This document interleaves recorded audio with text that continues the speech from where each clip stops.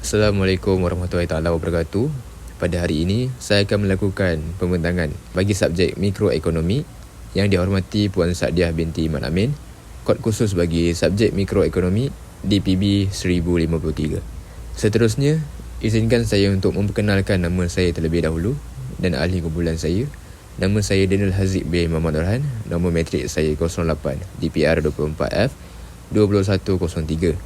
Dan ahli kumpulan saya Muhammad Farhan bin Abdul Halim, nombor matrik 08 DPR 24F 2101. Seterusnya kita beralih kepada problem senario topik 2 dan 3. Dan saya akan serahkan pembentangan kita pada hari ini pada Muhammad Farhan bin Abdul Halim untuk meneruskan pembentangan kita pada hari ini. Okay, untuk soalan pertama, question 1. Demonstrate how the increase in raw material coffee bean price described in the article impact the market supply for coffee cafe. So untuk soalan pertama ini, increase in coffee bean price rise production cost for cafe with Arabica and Robusta price rising up to 83% and 73%. The cost of making a cup of coffee become higher, leading to a functional decrease in market supply. Untuk soalan 2, reduce profit margin unless cafe increase their selling price proportionally. The profit margin on each cup of coffee shrink. For example, if a kilogram of roasted coffee previously cost RM40 and now costs up to RM100, cafe must either absorb the loss or adjust their pricing strategy. Number 3, contraction in supply. As production becomes more expensive, some cafe may reduce the quantity of coffee they produce or sell in order to control costs. This leads to a leftward shift in the supply curve, meaning less coffee is supplied at each price level. In basic economy terms, this is a decrease in supply. Untuk nombor 4, alternative measure. To counteract this, some cafe like Rendezvous Coffee are roasting their own beans, reducing the cost per kilogram. While this is a way to control costs, it also reflects how business are adjusting production method rather than simply increase supply. Untuk nombor 5, functional market exit. Smaller cafe or those unable to adapt may be forced to exit the market, further reducing overall market supply. Untuk conclusion, the rise in coffee bean price lead to increased cost of production, promoting cafe to either reduce output or raise price. As a result, the market supply decrease represented by a leftward shift of the supply curve in economic model. Here the graph showing how the supply curve shift due to increase in coffee bean price. In the blue line, original supply curve before the price increase. In the red dashed line, new supply curve after the cost increase. It shift left, indicating a decrease in supply at every price level. This visualize how rising raw material costs reduce the quantity of coffee that cafe are willing and able to supply at each price. Here's a clear and logical explanation of the shift in the supply curve linked to specific market event from the article. 1. Change in weather condition. Example, Brazil and Vietnam. Event, Brazil face severe drought, frost and excessive heat. Vietnam suffer from prolonged drought and irregular rainfall. Impact, this weather extreme reduce crop yields for Arabica and Robusta coffee beans. Resulting shift, this causes a decrease in the global supply of coffee bean. Lastly, supply curve effect. The supply curve shift left as producer now supply less coffee at every price level due to lower harvest. Number 2, increase in production cost. Event, the cost of green coffee bean increased dramatically. Arabica by 83%, Robusta by 73%. Impact: cafe owner face higher costs when purchasing coffee bean, especially those that import from affected countries. Resulting shift: with higher input costs, it becomes more expensive to produce coffee. Lastly, supply curve effect. This lead to a leftward shift in the supply curve, as cafes are less willing or able to supply the same quantity of coffee at previous price. Number 3, government policy and operational costs. Event: sale and service tax, SST, hike and adjustment minimum wage in Malaysia. Impact: this raise overall operating costs for cafe, including wage and other input like milk and cocoa. Next, resulting shift: higher operational costs reduce profitability, discouraging production unless price increase. Lastly, supply curve effect. Again, this causes the supply curve to shift left, reducing market supply.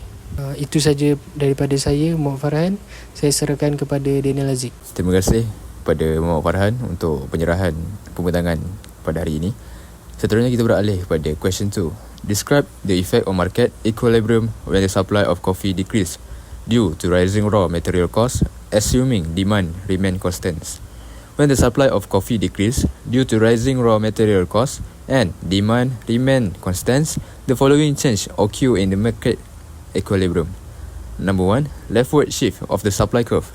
As the raw material, coffee beans, cost rise, it's become more expensive for cafe to produce coffee. This lead to a leftward shift of the supply curve, meaning less coffee is available at every price level. Number 2, new market equilibrium.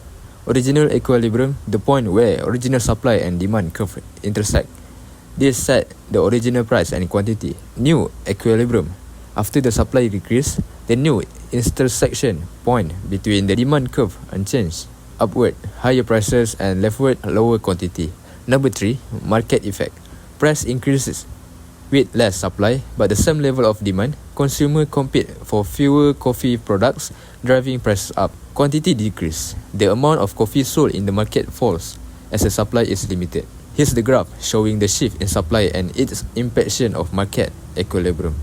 For the blue line is original supply curve and the red dashed line is new supply curve after raw material costs increase, shifted left. In the green line, demand curve constant, and the last one, black dots, left dot, is new equilibrium. P2 and quantity 2, higher price, lower quantity, and the right dot, original equilibrium, P1 and Q1. This clearly show how rising costs lead to higher prices and reduced quantity sold, forming a new market equilibrium. And the next one, identify the new equilibrium price and quantity after a decrease in supply while demand remain constant. Before the shift, original equilibrium, supply and demand curve intersect at the point where equilibrium price P1, the original market price of coffee, and the equilibrium quantity Q1, the quantity of coffee bought and sold at that price. After the shift, new equilibrium, the supply curve shift left due to increased raw material costs. Second, the demand curve stays the same, no change in consumer preference or income mentioned. At the new intersection, new equilibrium price P2 is higher than P1 because coffee becomes scarcer and consumers are willing to pay more. New equilibrium quantity Q2 is lower than Q1 because suppliers are producing less and higher price may discourage some buyers. Question number 3. Discuss at the appropriate strategies for cafe owners in order to reduce the challenge highlighted in the article.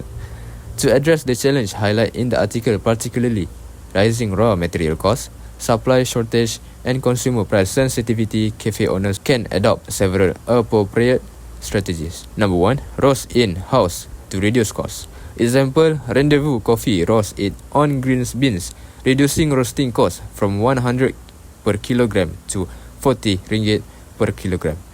So the benefit is more control over production, significant cost saving, and the ability to offer fresher, customized roast. Number 2, diversify bean sources. For example, whatever works coffee sources bean from multiple countries and a local roaster in Penang. For the strategy, reduce reliance on any one region and other similar things for Brazil or Vietnam. by sourcing from multiple suppliers or even exploring local farms. And the benefit protects against supply shock from weather or geopolitical issues. Number 3, value. Add education and customer engagement. For example, rendezvous coffee educates customer or brewing methods at home, and the strategy promote coffee cultures as a lifestyle rather than just a product. And the benefit is build loyalty, encourage purchase of take-home beans, and soften resistance to price hike. And number 4, tiered pricing and product segmentation. For example, whatever works coffee offer high-end beans as a premium option. And the strategy, maintain standard pricing for regular customer while offering premium prices specialty option for enthusiasts. And the benefit, keep coffee accessible to regular buyer while increasing revenue from niche market. And number 5, improve operational efficiency. And the strategy, reduce waste, streamline staff, scheduling, and optimize use of utilities. And the benefit, minimizing operational costs, can offset raw material increase without affecting customer prices. And number 6, collaborate with local supplier. For the strategy is partner with Malaysian coffee growers and local roaster to promote domestic specialty coffees. And the benefit, reduce reliance on volatile international market and support the growth of the local industry. And number 7, gradual and transparent price adjustment. And the strategy is introduce small incremental price increase with clear communication about the reason. And the benefit, maintain customer trust while adjusting to new cost realities. And that's it.